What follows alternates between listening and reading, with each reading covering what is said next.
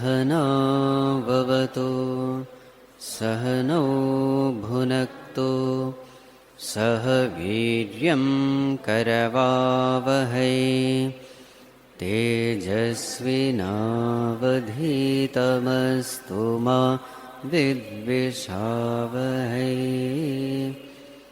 Om Shanti Shanti Shanti.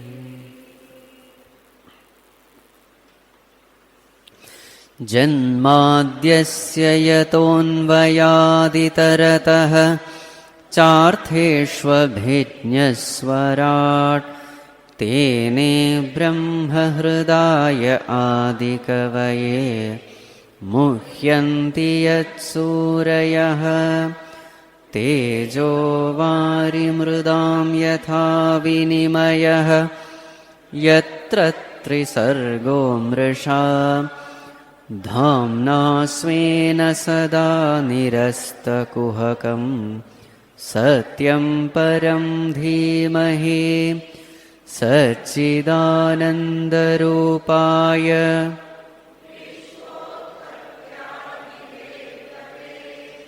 Tapatraya Vinashaya Shri Krishnaya Vayam Numaha.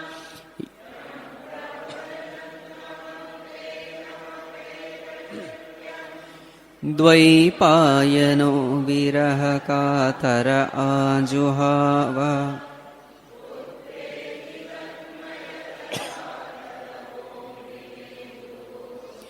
Tam sarvabhuta hridayam munimanatosmi Narayanam namaskritya naram chaiva narottamam Devim saraswatim vyasam tato jayamudirayet. Yes. So yesterday we were seeing King Parikshit asked lot of questions regarding life, regarding the world, regarding God. One of the question was, O Lord, consciousness and matter, their properties are absolutely opposite, contrary to each other. How is it that consciousness can combine with matter? How can the real combine with the unreal and produce a third entity? So then Shuka Brahmarshi says, you are absolutely right, it is not possible. The only way we can answer this is, it is because of Bhagavan's inscrutable Maya. What this Maya is, it is inexplicable. It is impossible that consciousness and matter can combine. But this combination has taken place. Jīva is none other than a combination of consciousness and matter, the real and the unreal. So what one has to do, instead of trying to understand this Maya, which is impossible, don't waste your time in this. Wake up to your true nature, which is consciousness. This is the purpose of life. Maya can never be understood by anyone. The only thing we have to do is try to know ourselves. Wake up to the truth. This was the same message given by Bhagavan to Naradji. That story I will tell you. So now Shuka Brahmarshi narrates that story. So what is the story? Brahmājī finds himself upon the lotus coming from the navel of Mahavishnu. All over there was only pralaya waters. Nothing was there. He was the firstborn. So he looks all around. Nobody is seen. So in order to find his own origin, he tries to find where this lotus is springing forth. So he goes through the stalk, the hollow tube of the stalk, But he finds that it has no end. He comes back, and then, totally exhausted, dejected, confused, he didn't know what to do. And at that time, he heard these two letters uttered twice. What are they? Tapa, tapa. And then listening to this word, again he looks around, he finds that there was nobody who was uttering it. But then somehow he felt that these words are uttered for my guidance. Let me do what is said.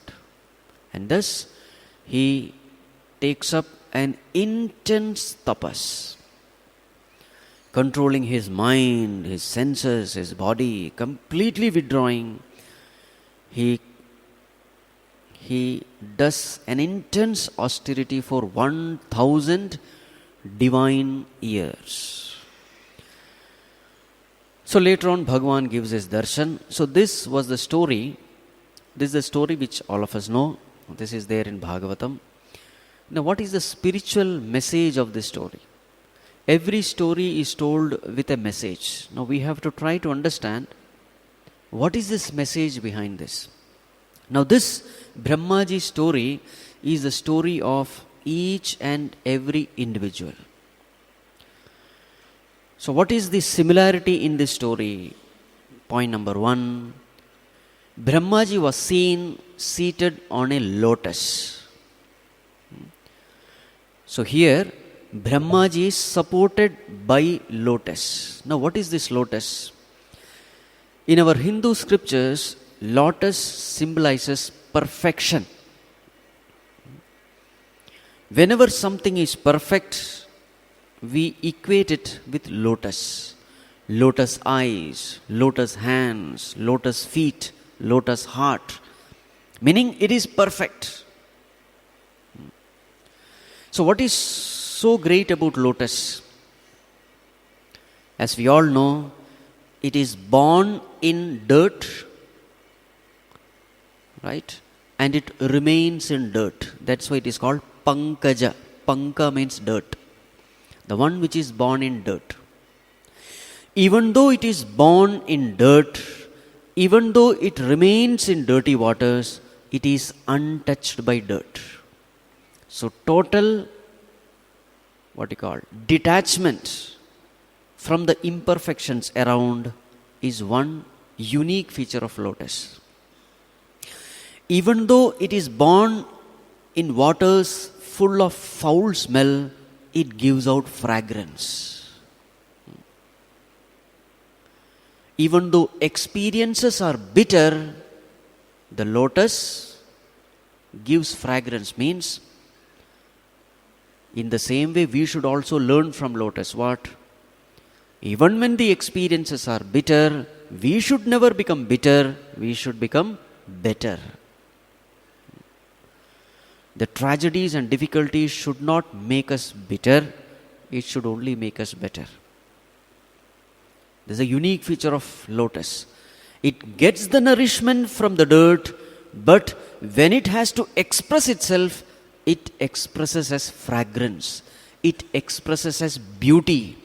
It expresses as purity. Amazing. From the impurity, it takes the nourishment from the impurity, but expresses as beauty and purity. In life also, there are very many situations which may crush us. Tragedies may strike us. Unfortunate incidents may happen to us. But the question is, what is happening to you after all this?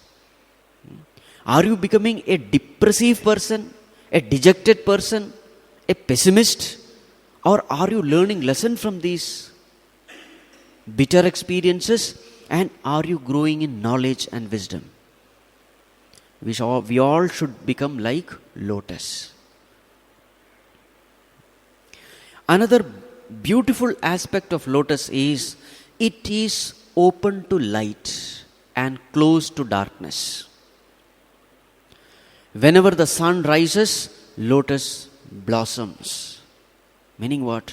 It is open to light It invites light. It welcomes light into its own life. This is how we also should live our life. This light represents knowledge. Always be open to knowledge. Always be open to reform ourselves. Let us not be closed to knowledge. Let us have an open heart towards knowledge. Let us have a closed heart towards ignorance. When it is dark, lotus is closed. When the sun rises, it opens up. This is how we must live. Right? So these are all the unique features of lotus. So when it is said that Bhagwan's eyes are lotus, lotus eyes, what does it mean? Bhagwan's eyes, it has a vision of oneness. Vision of oneness is the perfection of vision. Vision of truth is perfect vision. Vision of impartiality is perfect vision. Vision of compassion is perfect vision. Therefore, Bhagwan's eyes are said to be lotus eyes. Let us not imagine that there are two lotus kept. Then it will be the ugliest of eyes possible. Sometimes they say it is like lotus petal. That is also fine. But the deeper message has to be understood. Bhagwan hands are lotus hands. Now what is this lotus hands? Which is the best hand? The hand which serves. The hand which helps. That is the best hand. And this serving, helping is an expression of knowledge. The hand which cooperates, not competes or fights or quarrels. So that is lotus hands. Now what is lotus feet? The legs which rush forward to help others. Also Bhagwan's legs are lotus legs because taking refuge unto that feet, very many Mahatmas have crossed over this ocean of samsara. Therefore it is called lotus feet. Again, a perfect heart is called lotus heart. What is lotus heart? A heart filled with noble virtues, devotion, compassion, humility, all the noble virtues. That heart which is filled with these noble virtues, that heart which is like a fully blossomed lotus. The heart also has got two states. It has got an what you call closed heart and an open heart. So therefore heart is very many times compared with lotus. Hrit pundarikam we say. Heart lotus. So therefore this lotus represents perfection. Now what is the one thing which is perfect in this world? The embodiment of perfection is nothing but consciousness. It is the most auspicious. So here when it is said that Brahmājī is seated in lotus, it is not only Brahmājī who is seated in lotus, every one of us, we are also seated in lotus only. What it means is, we are supported by consciousness. We have no existence other than consciousness. Body gains its sentiency from consciousness, therefore it is appearing alive. Otherwise the body is inert, dead, it has no existence. From where does it gain this sentiency principle? From where does this inert body gains life? It is from consciousness. So for the body, the mind, the intellect, which are by themselves inert, they become functional, they become alive because of the touch of the sentient principle called consciousness. So therefore it is the consciousness which supports us. So that is the symbolic representation of Brahmājī sitting on lotus. So each and every one of us, we are seated on lotus alone. Now the next point. Brahmājī is called the creator. It is not only Brahmājī who is the creator, each and every one of us, we are also the creator of our destiny. We are all creators. What do we create? We create our destiny. How do we create? We create our destiny using the instruments given to us. What are the instruments given? Mana, Buddhi, Chitta, Ahankara. 4 instruments are given. And that is why Brahmājī is presented as 4-faced Chaturmukha Brahma. Chaturmukha. So what are these Chaturmukha? Mind, intellect, memory. Chitta means memory. Chit means consciousness. Chitta or Chittam means memory. It is not consciousness. Mana, Buddhi, Chitta, Ahankara. So throughout our life, what are we doing? As we had discussed earlier also, first we know. Knowing is through intellect. Intellect is the storehouse of knowledge. With this knowledge we desire. Mind is the faculty of desiring. And with this desire we work in the world, we perform action, and these actions will give us experiences. All these experiences are stored in the memory, Chittam. Through experiences we learn. So in order to learn from these experiences, all these experiences should be stored somewhere. So where is it stored? The faculty of storing is called Chittam. So thus, each and every individual, we eke out our personality, we chisel our personality through this continuous process of knowing, desiring, experiencing, storing, evolving. This way we are evolving. This way we are continuously creating our personality for ourselves. This individual personality is called Ahankara. Mana, Buddhi, Chitta, Ahankara. The egoistic personality.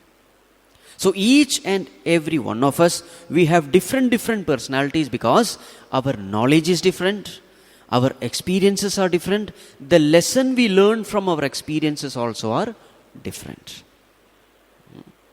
Experience can be same, but the knowledge derived may be different. I must have told this story. So there was this, professor who wanted to teach his young students not to drink. Drinking is a bad habit. So what does he do? He takes one glass of rum, alcohol, goes to the class, places it on the desk, and then puts a worm in it.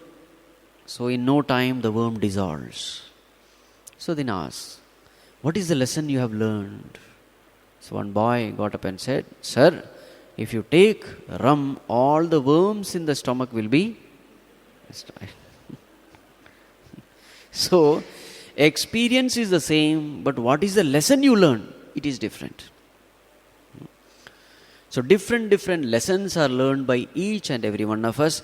Accordingly, our knowledge is formed. Our intellect is molded. And with this molded intellect, we have different personalities. So last time we had discussed how our knowledge is different. According to some, sleep is happiness. According to some other, money is happiness. For some other, hard work is happiness. For someone else, selfless service is happiness. And ultimately, when the knowledge becomes thoroughly mature, that person knows, I am happiness. So the knowledge is different in different individual. So Chaturmukha Brahma represents each and every individual. We are employing our equipments, the instruments, in order to gain knowledge. And in this process, everyone is evolving. Right? This is the second point. The third point. In the beginning, Brahmājī did not know who is he himself. He did not know what is the world. He did not know who is God. He did not know what to do, how to do, when to do, where to do. He was absolutely ignorant and confused. This is exactly the same with all of us. In the beginning, everybody is confused. And confusion is always with regard to Jīva, Jagat, Īshvara. Who am I? I don't know. Why am I here? I don't know. Which profession should I choose? I don't know. Which scheme of study should I take? I don't know. What is the purpose of life? I don't know. Who is God? I don't know. So it is exactly the state of Brahmājī. In the beginning, it is utter confusion and ignorance. Right? Third point. Fourth one. Brahmājī goes into that tube in search of the source, his own origin. And what did he find? He didn't find anything.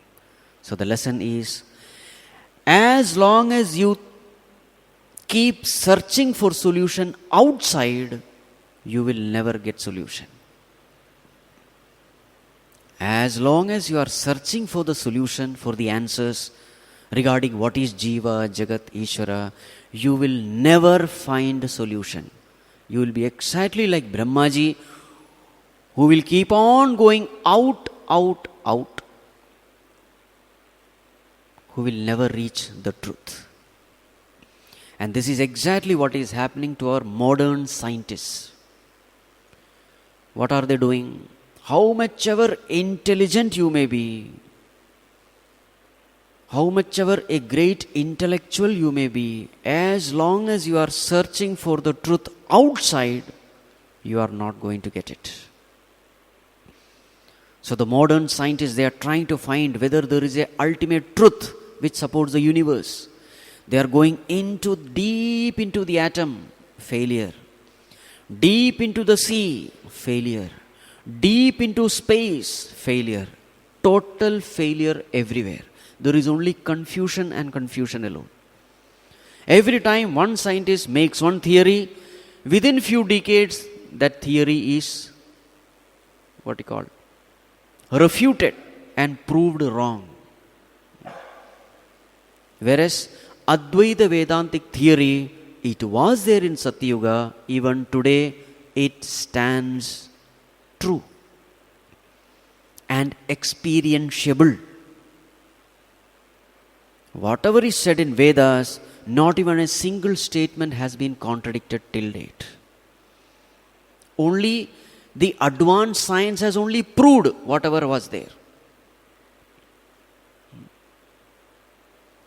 So all these modern scientists, they come up with theories called uncertainty principle.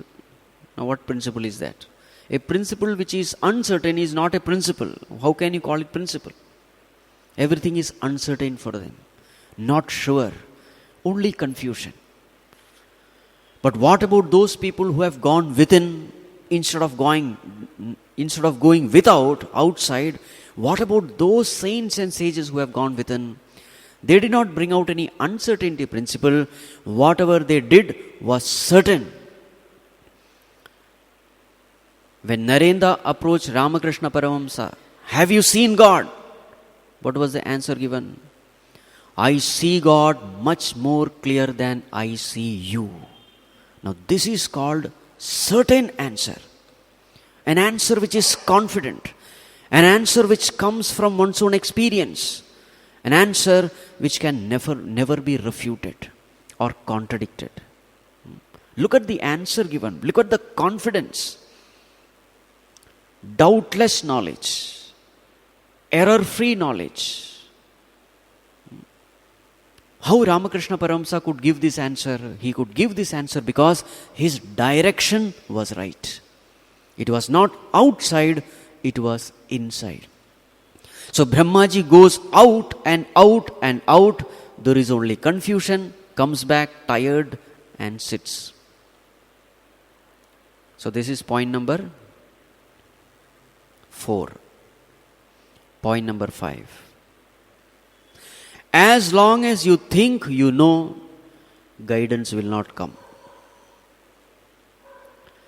As long as you think you can achieve, as long as you think you can find the truth for yourself, guidance will not come. Bhagavan will not enter into your life. As long as you are egoistic about your own capacities and abilities to achieve success, God's grace will not descend. So it is exactly like Arjuna. In the first chapter of Bhagavad Gita, he was talking, giving advice to Krishna. Krishna, this is not the right way. If war happens, these are the things. I think you have not thought what will happen, what will be the consequences of war. I think you have not thought much about it, but I have thought about it. If war happens, these are all going to happen. So therefore, it is not right that we should fight the war. So in first chapter, what happens? Krishna is quiet. He doesn't open his mouth. In the second chapter beginning also, as long as Arjuna was arguing, trying to justify his decision, Bhagavan was quiet. But a time comes when Arjuna crumbles in his own confusion, in his own ignorance and confusion. He crumbles, he doesn't have even the strength to stand up, not even have the strength to hold the bow. He collapses there and says, "O Lord, Shishyasteham Shadhimam Tvam Prapannam." He surrenders. And from there, Bhagavad Gita begins. Till then, Bhagavad Gita doesn't begin. So that first stage is a necessary stage in everyone's life. What is the first stage? We are using all our equipments, all our strength, our abilities, the capacities to know the truth. A time will come when you are totally helpless in life. And it is this helplessness which makes you wholeheartedly surrender unto the Lord. And that is why in the first chapter, the name of the first chapter is Arjuna Vishada Yoga. That Vishada also is a part of yoga.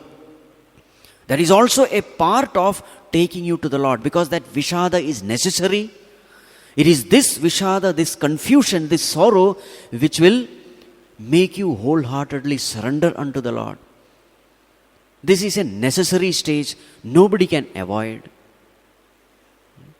It is this stage which really make you surrender, because otherwise surrender is not complete. Somewhere at the back of the mind we think we can do it. Somewhere at the back of the mind we think it is only because of me that I did it. So this wholehearted surrender comes when there is total helplessness, when there is total failure. So once you have applied all your talents and abilities, and when you fail, then comes surrender. And the moment that surrender happens, grace enters. And this is what happens to Brahmājī also. He sits there, totally helpless. Now there is nowhere to go, nothing to do. He didn't know what to do.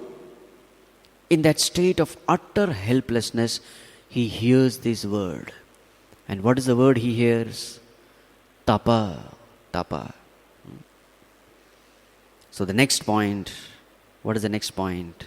Sixth point, guidance always comes from the Shruti. Shruti means that which is heard. Guidance comes from Guru, and the Guru Vakyas are something to be heard. It is through Shravanam. Scriptures are heard.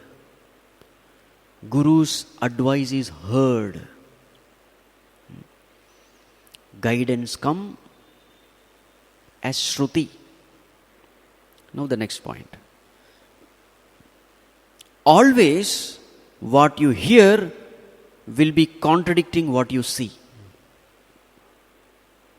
What you hear will always contradict what you see. The scriptural guidance will contradict your experience. So here Brahmājī hears tapa tapa, he looks around, he doesn't find anyone. Now this is a contradiction. He hears a voice, but the person is not there. Now it's a contradiction. It is impossible. So what he sees is not what he hears. What he hears is not what he sees. It's a contradiction. And this is exactly what happens for a spiritual seeker in the beginning. When he reads the scriptures, he will find that whatever is mentioned in the scriptures is contradicting his experience, is contradicting what he sees. What are they? Number one, according to his experience, world is real. Scriptures say world is unreal. According to his experience, world is the source of happiness, world is the source of sorrow. Scripture says, no, you are the source of your sorrow, it is not the world. According to his experience, God is unreal because he cannot be seen, heard, etc. God doesn't exist. Scriptures say God alone exists. According to his experience, I am this body, mind, intellect. Scripture says no, you are something different. According to his experience, he thinks himself to be a part of the world, inside the world. Scripture said no, the world is inside you. According to his experience, he is an individual, Jīva. Scripture said no, you are Īshvara. According to his experience, he is a miserable entity. The scriptures say you are infinite bliss.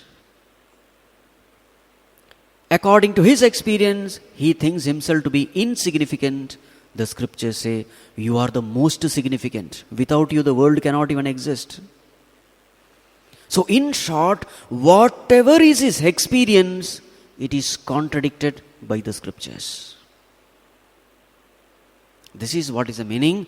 What you hear is not what you see. Now you have two choices. What are the choices available? Either you can go along with what you see, or you can go along with what you hear. Choice is given. And this decides whether your spiritual journey starts or not. As long as you are going after what you see, not paying attention to what you hear, then that means your spiritual journey has not yet begun. Now, in order for your spiritual journey to begin, that beginning has to be initiated by faith. What is the faith? Though whatever I am hearing is not my experience, but I trust those words. And what is the source of what you hear? It is from the Guru, it is from the Shastras. So if something in you says that my Guru cannot be wrong, he can never show me the wrong path, though it is not my experience, whatever I am experiencing, but since my Guru cannot be wrong, so therefore, maybe somewhere I have made a mistake because of which I am not experiencing what he is saying. If this way, by God's grace, if you can think, that means grace has descended upon you, you have faith. So the spiritual journey has to begin with faith. Spiritual journey cannot begin with experience. In the material plane, any journey of knowledge towards knowledge begins with experience. You see something working. Since it is working, that means the knowledge behind that device is perfect. So therefore you try to gain the knowledge. Isn't it? The wonders by electronics, what we see in the world, these wonders are experientiable, seen. Devices are made based on that theory, based on that knowledge. So therefore you are seeing the result. Therefore you follow the path of that knowledge. There it is not faith. You are seeing the result. Therefore you are trying to gain the knowledge. But in spirituality, it is just the opposite. You have to begin with faith. You are not seeing, but there is a faith that if I follow this path, definitely I will see. So the definition of faith is the belief in what you do not see, and the reward is you see what you believed in. Faith is the belief in what you do not see, and the reward is you see what you believed in. So Puja Gurudev used to say, If you want to prove God, improve yourself. So with this faith, you have to move forward. That's why it is said, Shraddhavan labhate jnanam. Faith is the first step. Without this, spiritual journey will not even start. Guru Vedanta Vakyeshu Vishwasaha Shraddha. Now once this Shraddha is there, how does this Shraddha expresses itself? What is the expression of Shraddha? Expression of Shraddha is you work to gain that knowledge. This is the expression. A person who doesn't have faith, he will not even begin. There is no question of putting forth because he doesn't even believe in the knowledge. What is the proof that you are believing in a knowledge? You strive to gain that knowledge. The striving wholeheartedly is the result of faith, is the outcome of faith. And that's why it is called Shraddhavan labhate jnanam. Next term is Tat Paraha. Tat Paraha means keeping that as the highest goal. He is working hard to gain it. Tat Paraha Sanyata Indriyaha. With controlling his senses. Because now that the knowledge is something within, when you have to take the journey inward, your senses are of no use. So therefore, Sanyata Indriyaha. And this is exactly what Brahmājī also does here. Jitanilatma Vijito Bhayendriyaha. All the sense organs are withdrawn, because for this inner journey, the external sense organs are only a distraction. Just like for a flight, the tires are no more of any use once it takes off from the runway.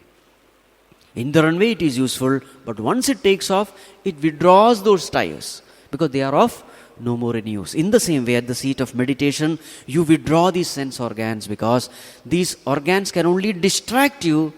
It is of no use in the journey towards meditation.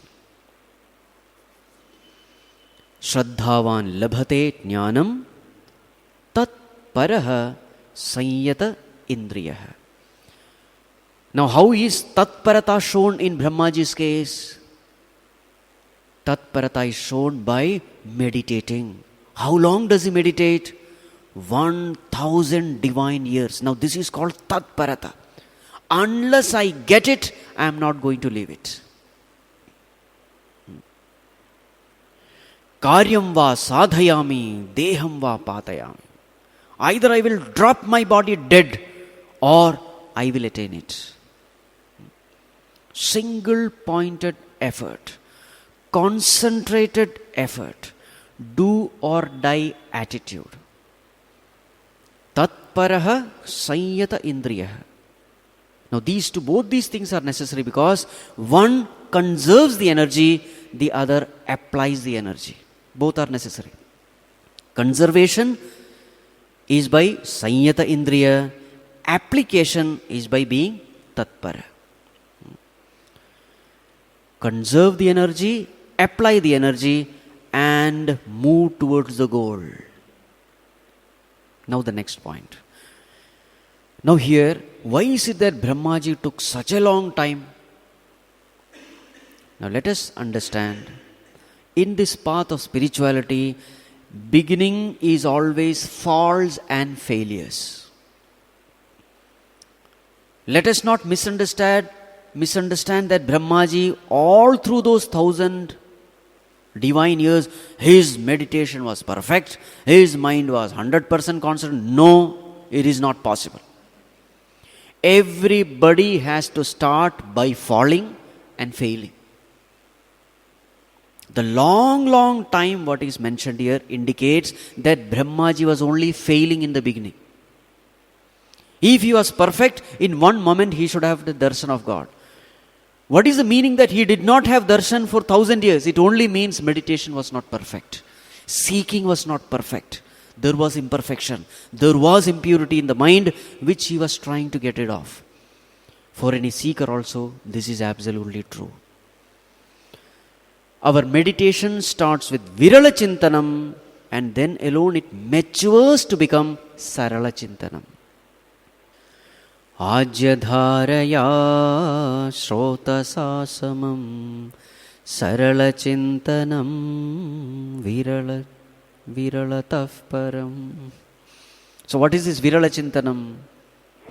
Now see, when you start this journey of meditation, there are a lot of little things which will be revealed to you. So the term used here is Akhila Loka Tapanam. As he was meditating, all the worlds started getting revealed to him. That's what is said here. Now what do you mean worlds getting revealed?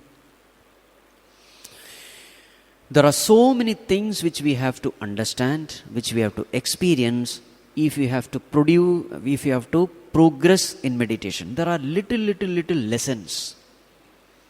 What are the little lessons which you learn step by step? This learning of meditation is exactly like a child learning how to walk. There are different stages. The first, the child is flat on the back. What is the first stage? The child learns to flip. He learns to lie down on the chest. Now, as far as the child is concerned, it's a great discovery.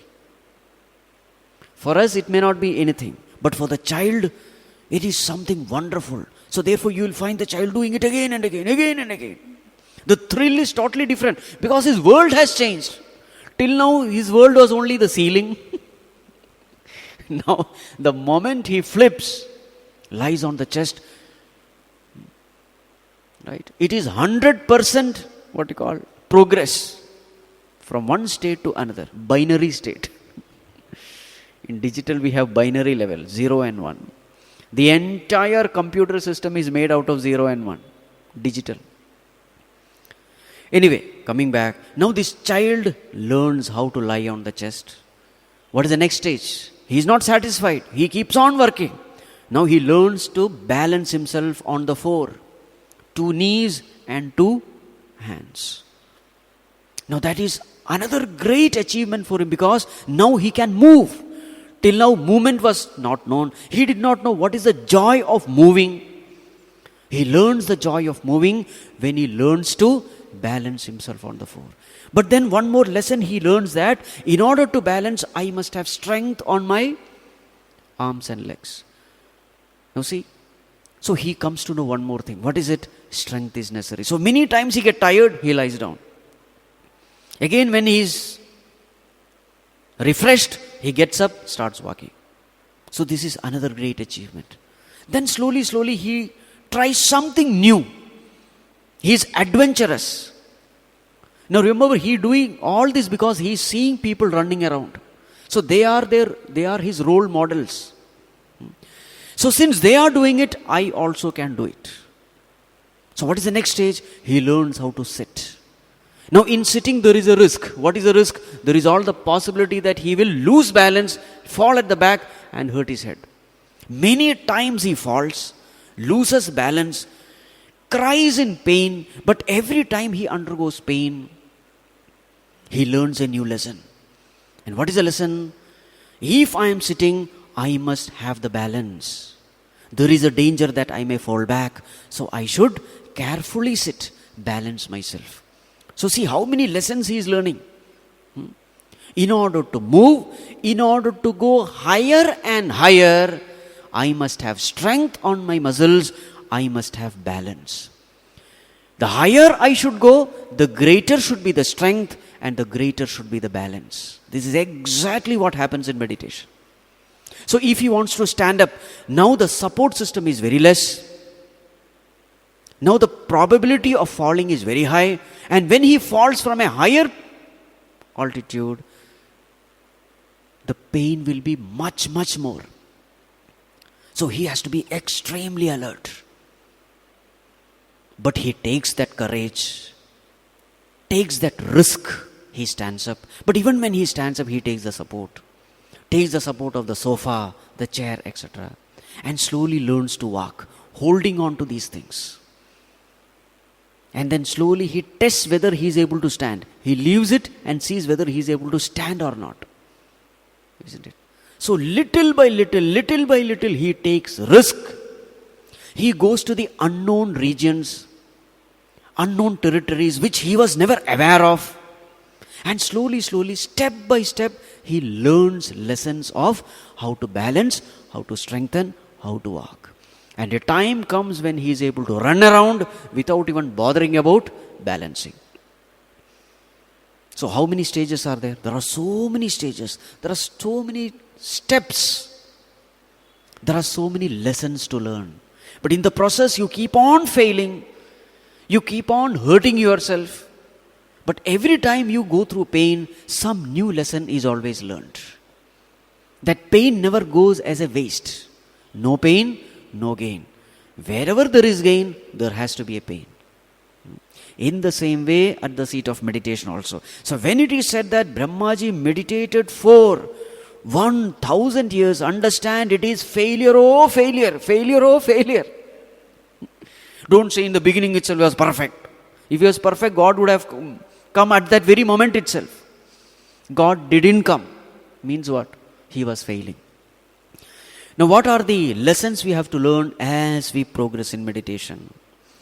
Now this is an inward journey. Now inward journey is something always difficult for us because throughout our existence, throughout our past infinite existence, in different embodiments, we have always gone out.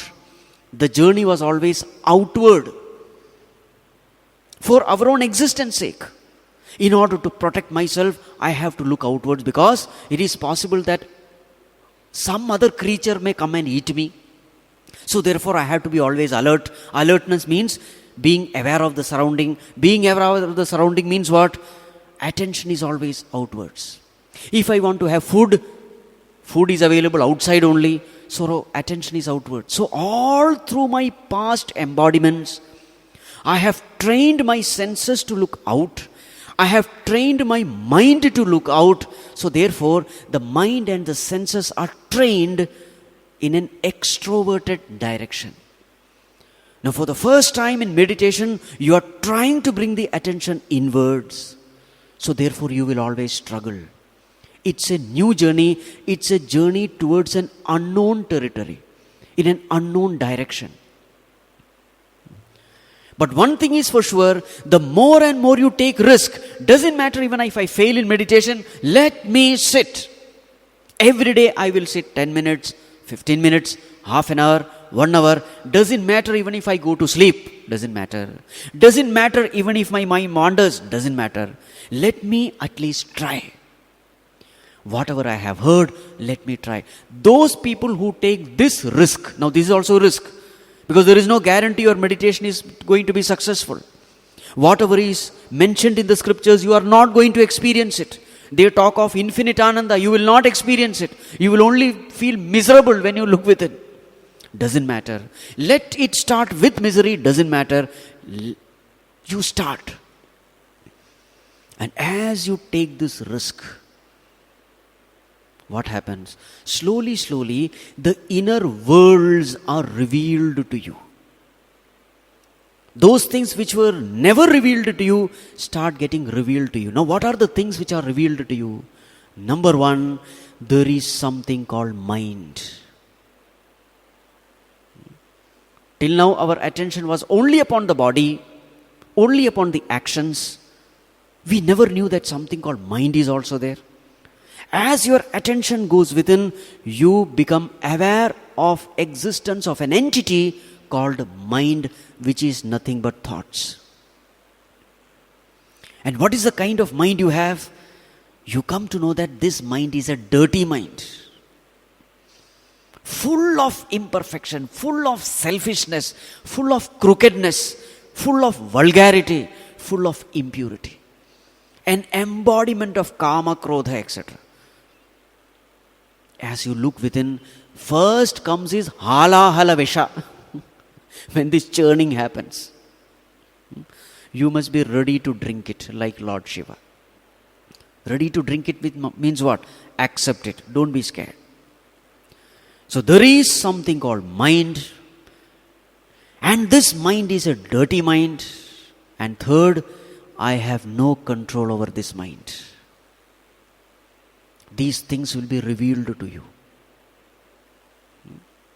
Because of its past vasanas, it is forcing me to do so many things, and I have no control. It is wandering, I have absolutely no control. It goes to sleep, I have no control. In the beginning, it is always failure after failure. Now the question is, will you give up or will you continue? What did Brahmājī do? He didn't give up. He went on. He could have given up, saying that this tapa, etc., I think maybe I might have misheard some noise in the water, tapa, because everywhere water was there. Some waves were lashing and I heard tapa. He could have argued some way, and he could have put a full stop to his. And the proof was nobody was there. So it's very clear that this tapa can never come from any, person was not there. So who will utter this? His mind could have given such fallacious, faithless arguments, but he did not do that. He said, no, this word I have heard, definitely somebody is guiding me, and I think this is only what is good for me. He went on in spite of failures. So what are the things which are revealed as you start meditating? There is a mind. This mind is a dirty mind. I have no control over the mind. And as you start going deeper and deeper, trying to see what is the content of this mind, you will find it is nothing but thoughts. And you also find that there is a relation between the state of the mind and the thoughts entertained in the mind. Now this is a great revelation for you. What is the revelation? The state of the mind is connected with the thoughts entertained in the mind. So whenever the thoughts are negative, mind is depressed. Whenever the thoughts are positive, the mind is cheerful. This relationship he finds. It's a great revelation. It's a great progress. Then slowly he understands that this mind has got three moods. What are the three moods? Sattva, Rajas and Tamas. Theory knowledge is different. Practical knowledge is when you sit with your mind. Merely chanting Bhagavad Gita will not help. Here you have to keep the scriptures aside and spend time with your mind. Because Sattva, Rajas, Tamas should not merely remain a theoretical concept, it should become your experience. What is it? What is called as a sattvic mind? What is the experience of having a sattvic mind? What is this called rajasic? What is this rajas? What is the experience of having a rajasic mind? It should become your direct experience. And then you see that whenever the mind is sattvic, that mind is available for correction. Whenever the mind is sattvic, those thoughts are guiding me in the right direction. It never cheats me. Such a mind always takes me in the right direction. A sattvic mind is my friend. Those thoughts are all noble. Whenever the mind gets into rajas or tamas, I am always misled. At the heat of the moment, I may think something is right, but if the mind is in the mood of rajas, definitely that mind is showing me the wrong direction. I learned this by committing lot of blunders, lot of mistakes. And again, when I reflect, I come to know that whenever the mind is in rajas and tamas, it cannot be trusted. Mind can be trusted only and only when the mind is in sattvic state. Now this is another great lesson you learn. So whenever you want to take any decision, what you have to do? Ensure that the mind is sattvic, then take decision. And what are the ways in which the mind can be made sattvic? All our prayers, puja, devotion, meditation, everything is meant to make the mind sattvic. Another great leap in the process of evolution. The mistake which Raja Pariksha did, it was because he didn't pay attention to this. His mind was very much disturbed. With that disturbed mind, he performed some action for which he had to repent. That little boy also did the same mistake. He cursed the king, later on repent. Life's experiences must teach us lesson, and this lesson will be learned only if we make this habit of looking within time and again. This is called contemplation. Looking within. Seeing what is happening in the mental factory. What kind of thoughts are coming up. These are all little lessons to be learned. Evolution is not that suddenly you sit for meditation and Bhagavan comes and blesses you. Nothing is going to happen that way. Don't expect any kind of miracle. No miracle is going to happen. Every step has to be laid down with the stones of hard work, of perseverance, of alertness, of attention, of dedication, sincerity. No miracle happens in this world. You have to work for every attainment. Now, what are the other lessons you learn? The other lessons you learn about this mind is, in the beginning, everything starts as a thought. When you don't detect it, these thoughts multiply. And again, when you don't detect it, these thoughts take the form of words. So, as the thoughts, so is the words. As the words, so will be the actions. As these actions, habits, character, destiny. Everything starts from thoughts. There is a tendency for the thoughts to multiply when it is not detected and corrected. So a negative thoughts will multiply, a negative thought will multiply to become very many negative thoughts, and these very many negative thoughts will express through negative words, which will hurt definitely, which will hurt others. And these negative thoughts will itself take the form of negative actions, and these negative actions will create a negative world around you. Negative actions will always attract to itself negative situations, negative environments. You beat someone, what will the other person do? He will beat you. Maybe he will come with a gang and beat you if he can't beat you alone. One negative thought and you receive another negative. You give negative, you receive negative.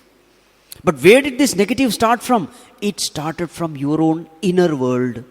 You did not detect it.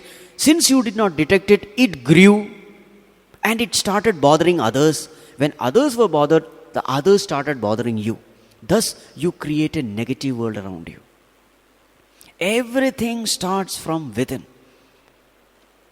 It is not an accident that you are inviting a negative or a positive world. You choose your future by choosing your thoughts. You create your destiny. The environment in which we live is exact reflection of what kind of thoughts we are entertaining, consciously or unconsciously.